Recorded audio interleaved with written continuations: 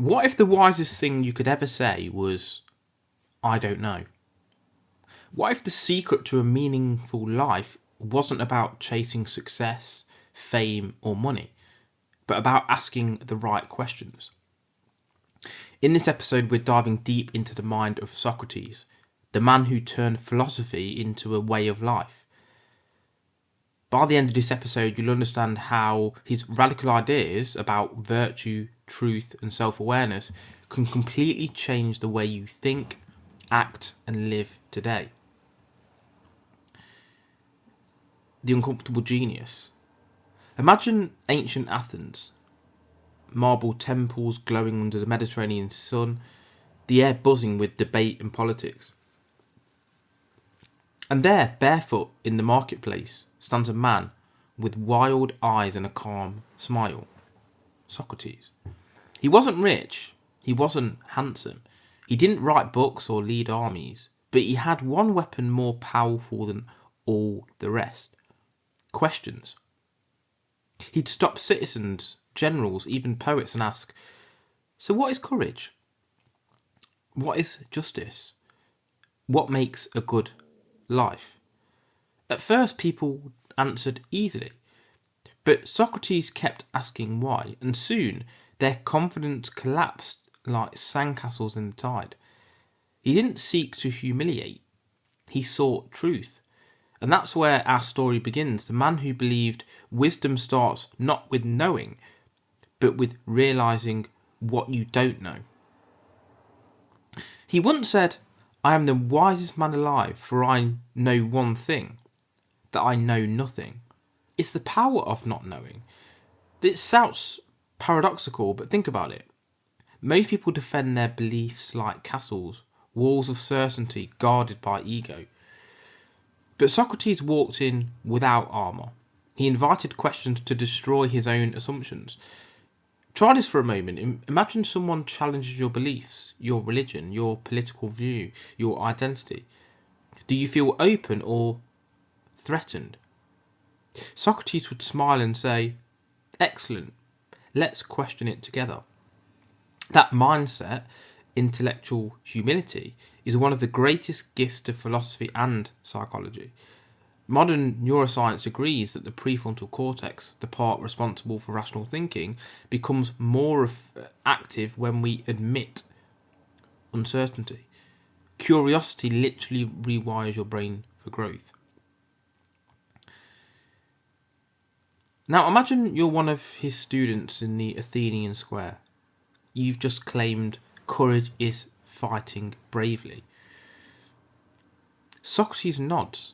He knows that he's about to unleash the Socratic Method, a mirror for the mind. He asks, is a reckless man who rushes into battle courageous? You pause.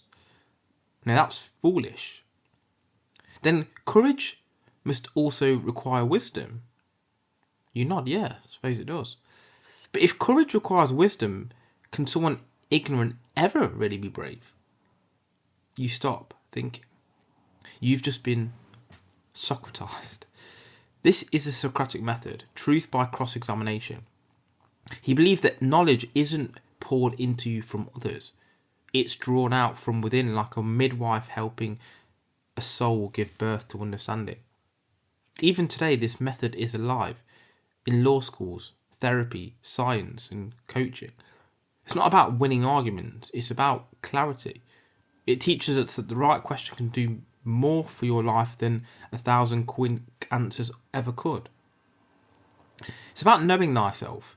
At the entrance to the temple of Delphi were 3 words. Know thyself. Socrates lived by them. He believed that the greatest journey wasn't across the seas or the mountains, but inward. Because how can you live well if you don't know what you are, what you want, or what you believe? He'd ask his students, you polish your shoes, your armour, your body, but when was the last time you polished your soul? In modern terms, this is emotional intelligence, self-reflection and mindfulness. 2,000 years before these were named in such a way in psychology, for example. To Socrates, self-knowledge was the foundation of virtue.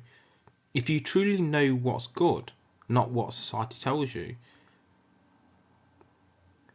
you'll naturally live by it, won't you, if you know what's right? Yeah. Virtue, he said, is not forced, it's awakened. Another thing he said was, and it's probably his most famous line that came during his trial, the unexamined life is not worth living. Imagine the courage behind that. Standing before 501 jurors accused of corrupting the youth facing death, and instead of begging for mercy, he taught them philosophy. He was given a chance to escape execution, but he refused. Why? Because he said to flee would betray his principles. To him, dying for truth was better than living in hypocrisy. It's here that philosophy becomes flesh. He lived and died by his own words. He wasn't just talking about wisdom, he was being wisdom. Ask yourself this: are you living an examined life? Or are you drifting, scrolling, consuming, reactive, without reflection? The examined life demands courage. It means confronting your shadows, your contradictions, your ignorance. But on the other side is freedom, clarity of mind and peace of soul. It's about virtue in the good life. Socrates believed that to know the good is to do the good. He thought evil came not from malice, but from ignorance. And there's a phrase, isn't there, that you don't attribute to malice what you can attribute to ignorance. And in today's world, this feels revolutionary again, doesn't it? We punish people for wrongdoing, but Socrates would ask, do they truly understand what is right? He saw virtue not as obedience to rules, but as harmony with truth. And that truth, he argued, came from reason, not emotion, not culture, not fear. He lived simply. He had no wealth, no possessions, yet he was rich in wisdom. He taught that happiness, eudaimonia, comes from aligning your soul with the good, not chasing pleasure or status. Modern psychology echoes this. Studies show that purpose, integrity and self-awareness create deeper, longer lasting fulfillment than material success. And he had the courage to die for truth, because picture his final moments. A dim cell in Athens, a cup of hemlock in his hands, his friends crying as he calmly says, a good man cannot be harmed, either in life or death. He drinks, he lays down, and as his body stills, his mind is free. Socrates' death wasn't a tragedy, it was a testament. He showed the world that philosophy isn't just an idea, it's a way of being. He lived truthfully, even when truth cost him everything. In a world obsessed with image and opinion, Socrates teaches us the ultimate rebellion, to live by reason, integrity and courage, no matter the cost. So what does this all mean for you, here and now? It means asking more than you assume. It means questioning your beliefs, not to destroy them, but to understand them. It means knowing yourself deeply enough to act with virtue, even when no one is watching. Maybe you don't need all the answers right now. Maybe the questions themselves are the path. So the next time you find yourself lost or uncertain, remember Socrates, standing barefoot in the square, smiling at the chaos, asking, what is the good life? And maybe, just maybe, that's the only question worth living for.